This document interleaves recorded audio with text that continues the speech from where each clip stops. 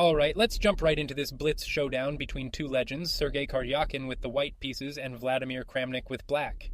And Karjakin kicks us off with pawn to b3, a bit of a quiet Larsen's opening style move. The engine isn't a huge fan, preferring a more classical pawn to e4, but Karjakin wants a different kind of fight.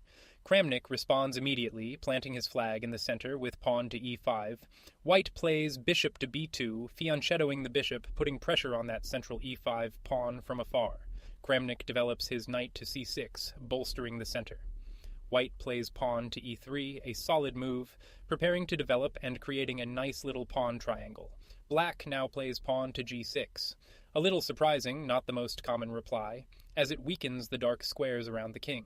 The engine preferred a central push with d5. White seizes the opportunity to expand with pawn to c4, and black follows through with bishop to g7, putting that bishop on the long diagonal.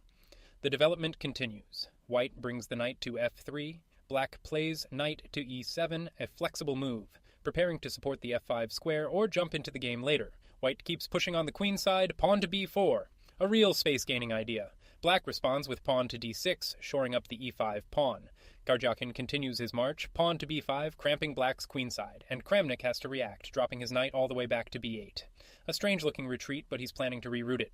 White now challenges the center with pawn to d4. Black simply castles kingside, getting the king to safety. White plays bishop to a2, a standard developing move, preparing to castle. But now Kramnik strikes back in the center. Pawn to e4, kicking the f3 knight. White's knight drops back to d2.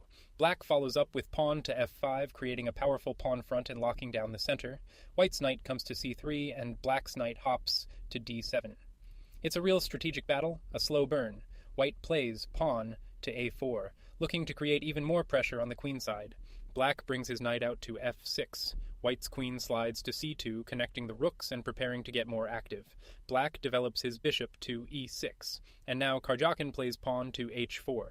A bit of a loosening move. The engine preferred a central break, but he wants to disrupt black's kingside. Kramnik simply tucks his bishop back to f7. White plays pawn to g3, creating a little pocket for his king, but also creating some light square weaknesses. Black now plays pawn to c6, preparing to challenge White's central control. White's bishop swings out to a3, putting pressure on that c-pawn. Black's rook moves to c8 to defend it. White decides to release the tension. Pawn takes pawn on c6, and black recaptures with his pawn on c6. White's rook slides over to b1, eyeing the semi-open b-file. Black plays pawn to h5, stopping White's h-pawn in its tracks. And now, Karjakin makes a curious move. King to f1. He's preparing to walk the king over to g2, getting it away from any potential central breaks. Kramnik develops his queen to d7. White continues the plan, king to g2. Black's knight hops into g4, a very active square, putting immediate pressure on White's position. White's rook slides over to b2, a multi-purpose move, defending and preparing to swing over to the king side if needed. Black now breaks with pawn to c5. A fantastic move, opening up the position. White's pawn takes the pawn on c5, and black's pawn recaptures on c5. White's rook slides back to b1, a slight inaccuracy. The rook was better placed on b5 to control more of the board, and Kramnik immediately punishes this. Pawn to f4. He's tearing open the position right in front of White's king. The heat is on. White plays pawn takes pawn on f4. This is another slip. He had to play bishop takes the knight on g4 to get rid of that attacker. And now, Kramnik dives in. Knight takes the pawn on f2, a massive sacrifice aiming right for the king. It's an electrifying move, though the engine spots an even stronger line for black. This is pure chaos. Karjakin responds. Knight takes the pawn on e4, grabbing material and opening lines, and Kramnik plays queen to h3 with check. Another small inaccuracy in this wild position. He should have captured on e4 himself. But now Karjakin finds a brilliant defensive resource.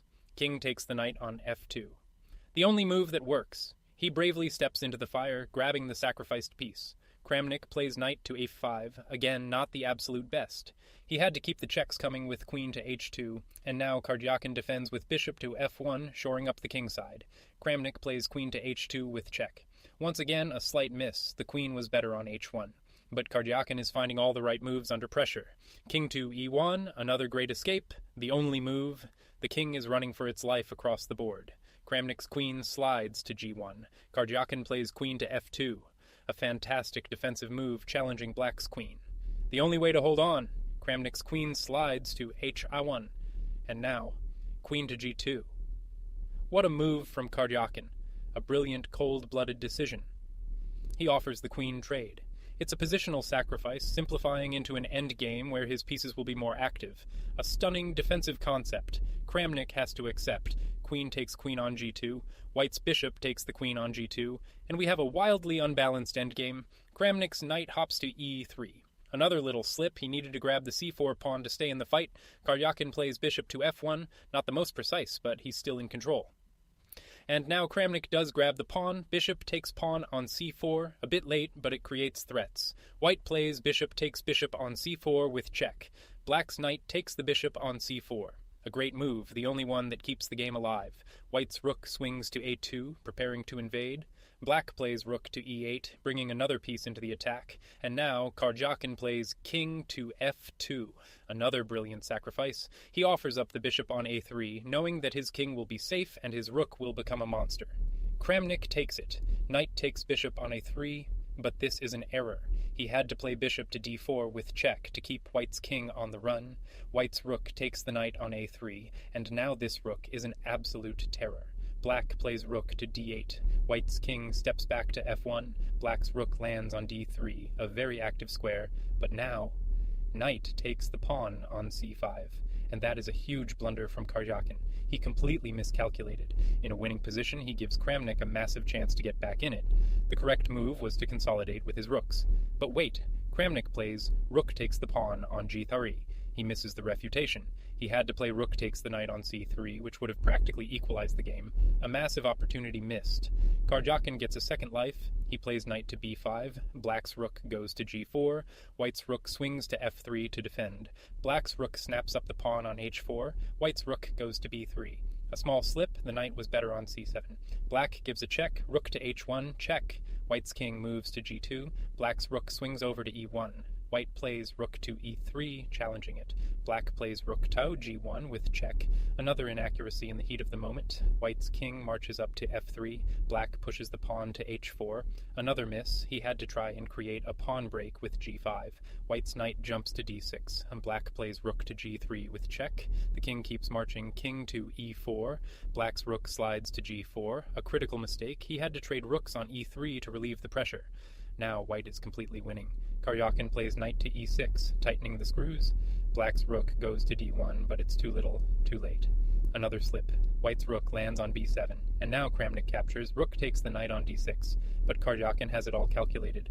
Rook takes the bishop on g7 with check. A fantastic shot, the only move to maintain the win. Black's king is forced to h8, and now rook to e7, another beautiful only move. The coordination of White's pieces is just perfect. Black's rook goes to g1. White's king marches forward to e5. The king is now an attacking piece. Black's rook goes to a6. White's king continues its incredible journey to f6. Black's rook goes to f1, a desperate attempt. White's king moves to g5. And now Black plays rook to g1 with check. And that is the final, fatal blunder. That check walks right into a forced mate. King to h6. A great move, forcing the issue. Black's king is driven to g8. White plays knight to g5, closing the net. Black plays rook to f6 to block, but it's no use. Rook to g7, check. Another perfect move, forcing the king onto the back rank. King to f8 is the only reply, and now, knight to h7, checkmate. A spectacular, brutal finish from Sergey Karjakin, weathering an incredible storm and finishing with a king march and a beautiful mating pattern. White wins.